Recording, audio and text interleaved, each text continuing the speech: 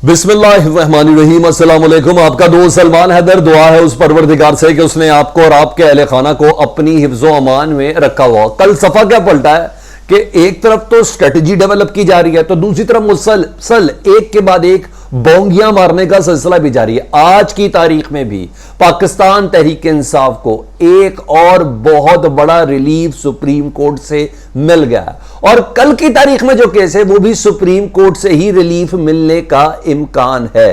पाकिस्तान की अवाम का मसला है, पाकिस्तान के मुस्तकबिल का मसला, उसकी डिटेल आपको बतानी है। परवेज इलाही की बनी गाला में मीटिंग के बारे में काबीना, और अहम तरीन काम क्या करना है। सबसे पहले इजलास में आइन के गद्दार को, पार्टी के गद्दार को कैसे फिक्स करना है वो आपको बताना है। कल इमरान खान साहब खुद लाहौर में हैं, उससे मुतल्लिक आपको मैंने बताना है। और दीगर आज कौमी असम्बली का एक इजलास बुला लिया गया 4 बजे। उसका मकसद क्या है? मरियम बीबी ने जिस तरह अपने चचा की हुकूमत के पीछे पड़ गई विद ऑल अंडरस्टैंडिंग, चचा ऐसे नहीं बैक फुट पे बैठे हुए, उसकी भी डिटेल आपको बतानी है। तो एक के बाद एक चीज़ें आपके सामने रख देता हूं, फिर हम उस पर बात करें। तो सबसे पहले जी मैं राना सनाउल्लाह साहब पे बात करें। मैंने बोंगियों की भी बातें करनी ना।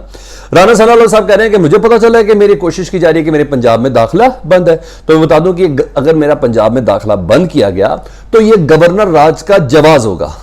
वजारत दाखिला ने वो ये कह रहे हैं प्रेस कॉन्फ्रेंस करते हुए राना सनाउल्लाह कि हमने बाकायदा गवर्नर राज पर काम शुरू कर दिया है और इस सिलसिले में कानूनी माहिरीन से तजावीज़ भी मांग ली हैं। क्या ऐसा मुमकिन है? नामुमकिन है वफाक के लिए। अब वो वक्त ही नहीं रहा। जिस तरीके से अवाम रिस्पॉन्ड कर रही है कल विदाउट किसी कॉल के, जिस तरह पूरे पाकिस्तान के 50 बड़े शहरों के अंदर लोग उमड़कर बाहर आए, जिस तरह मंजरकशी लाहौर के लिबर्टी चौक की हुई, जिस तरह सियालकोट की हुई, जिस तरह फैसलाबाद के घंटा घर की हुई, जिस तरह मुल्तान की हुई, जिस तरह कराची की हुई, पेशावर की हुई, खैबर पख्तूनख्वा के कई शहर, जी हाँ गिलगित बल्तिस्तान से लेके कश्मीर तक जिस तरह रिस्पॉन्ड हुआ, तो क्या मौजूदा हुकूमत ये समझती है कि वो गवर्नर राज लगा देगी? ये मेरा ख्याल है कोई और टेस्टर टूस्टर छोड़ने की कोई कोशिश करे तो करे, ये नामुमकिन है कि अवाम। और कल 200 बंदा नहीं निकला, 200 बंदा, 13 जमाती इत्तेहाद, 12 जमात और 1 नून लीग, 13 जमाती इत्तेहाद का 200 बंदा नहीं निकला। कोई एहतजाज ही कर लेता। 200 बंदा नहीं था कल। तो इस मौके पर ये गवर्नर राज लगाएंगे? नामुमकिन है जी। तो इस तरह की गीदड़ भपकियां धमकियां ना दें, जारी बात है इन्होंने करना है, जिंदा तो रहना है सियासत के अंदर। तो इस तरह का सवाल ही पैदा नहीं होता।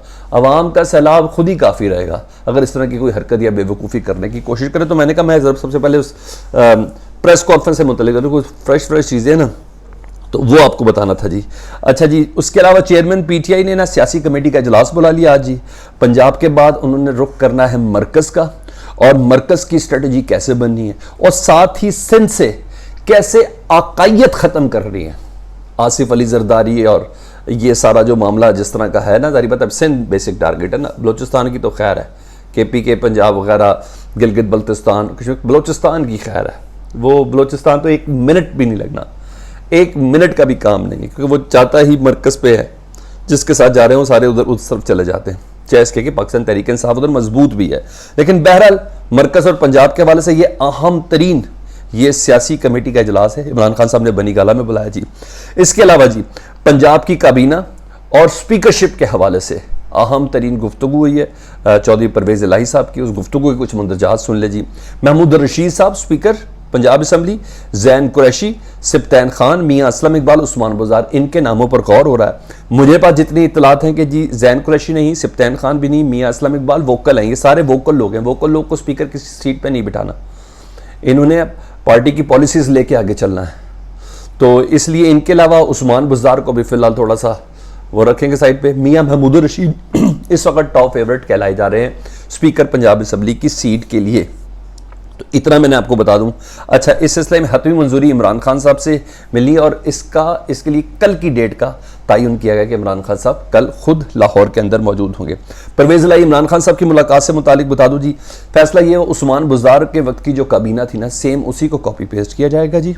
अच्छा, किसी किस्म की कोई तब्दीली नहीं की जाएगी। ज़्यादातर लोग बिके भी नहीं है, एक आधा कोई बिका है, मेरा ख्याल है वो खोकर वगैरह जो थे, कोई बिका भी नहीं है। इसी तरह ही रखा जाएगा, उन्हीं लोगों को, चंद नए लोगों को भी टाइम ज़रा ज़रूर दिएगा, लेकिन उस्मान बुज़ार की काबीना मोस्ट फेवरेट है, उसी तरह ही उसको कंटिन्यू रखा जाएगा। पुराने महकमे इस तरह ही कलमदान उनको दिए जाएंगे जी। जो बड़ा फैसला है वो है आइन के गद्दार का और पार्टी के गद्दार का, दोस्त मजारी। पहले इजलास में दोस्त मजारी के खिलाफ अदम एतमाद का फैसला हो चुका है। मुशावरत इमरान खान की परवेज इलाही की हो चुकी है कि ये पार्टी का भी गद्दार है, कन्फर्म गद्दार है, और अब अदालत ने इसको आइन का गद्दार भी करार दे दिया। इस बंदे का पार्टी में कोई काम नहीं है, और डिप्टी स्पीकर की इतनी इज्जतदार कुर्सी में एक ऐसा बकाऊ माल नहीं रह सकता जो 2 MNA और 2 MPA की आम इंतखाबात में सीट के वादे पर जिसने अपने आप को बेचा, अपनी पार्टी के साथ गद्दारी की। ये खबर और आगे लेके चलता हूँ जी। इसके अलावा जी मोनस इलाही का मैंने आपको बताना था, मोनस इलाही ने ट्वीट किया जी, और मोनस इलाही ने ट्वीट में कहा कि अल्लाह का शुक्र है कि एक मिशन पूरा हुआ, दूसरे मिशन के लिए अब सरधड़ की बाजी लगा देंगे। इससे मुराद इमरान खान की वापसी है, उनको दोबारा कुर्सी पे बिठाना है। दूसरे मिशन के लिए सरधड़ की बाजी लगाने के मामू वाले फैक्टर में मोनस इलाही इन्वॉल्व है, क्योंकि मामू को रिग्रेट हो गया है। ये मैं आपको कंफर्म कर रहा हूँ चौधरी बरादरान के ज़राए से कि चौधरी शुजात को बहुत ज़्यादा दुख है कि उनसे क्या फ़ैसला जरदारी साहब ने करवा लिया है, और जिस तरह चौधरी शुजात की अपनी सियासत और अपनी इज्जत पे जो फ़र्क पड़ा है कि अजीब सी इतने सीनियर सियासतदान से बोंगी करवा दी, उसकी बिना पर उनको रिग्रेट है, और ये जल्द इस सिलसिले में काम हो रहा है। तो मेरा ख्याल है कि मोनस इलाही मामू वाला फैक्टर और चीमा वाला फैक्टर, बशीर चीमा वाला फैक्टर, इसको कवर कर लेंगे, जिसकी बिना पर वो कह रहे हैं। तो मरकज़ में झटका ये 2-3 ही सीटें हैं ना जिसकी बिना पर ये बैठे में। अच्छा, अब सुन ले जी। इसके अलावा एक और भी मैंने कहा खबर जल्दी से मैं आपको बता देता हूँ जी। वो है पंजाब में जब मामला क्लियर हो गया जी, तो इस सिलसिले में बाकायदा तौर पर ट्रांसफ़र पोस्टिंग्स का बाकायदा आगाज़ कर दिया गया जी। CCP और बिलाल सद्दीक की ट्रांसफ़र कर दी गई है, उनकी जिम्मेदारियाँ वापस उनकी खिदमात वफाक के सुपुर्द कर दी गई हैं। इनको बाकायदा तौर पर पाकिस्तान तहरीक इंसाफ के ख़िलाफ़ लाया गया था, 17 जुलाई के इलेक्शन के रिज़ल्ट लेने के लिए लाया गया था। अच्छा, DPO झंग सरदार गयास 2 सीटें इनका लेना बहुत ज़रूरी था, जो नहीं ले सके, वो बड़ा अहम था, उनको वापस भिजवा दी गई वफाक के ज़िम्मे। जी हाँ, DG anti corruption Punjab Abdul Jabbar साहब, राना सनाउल्लाह के रिश्तेदार जो हैं, उनकी भी जिम्मेदारी कर दी, क्योंकि इससे पहले कि ये आके ना छुरी फेर देना इनके ऊपर, वो कर दिया जिनको बाकायदा तौर पर फराह गोगी और बुशरा बीबी और इनके ख़िलाफ़ इस्तेमाल करना था, जिसकी बिना पर फराह गोगी ने तो बाकायदा इनको नोटिस भी भेजा हुआ है हद तक इज़्ज़त का। तो अब्दुल जब्बार DG सबसे पहले हुकूमत कही है तो DG एंटी करप्शन पंजाब को वफाक में भेज दिया, भाई मेरा कज़न बच जाए।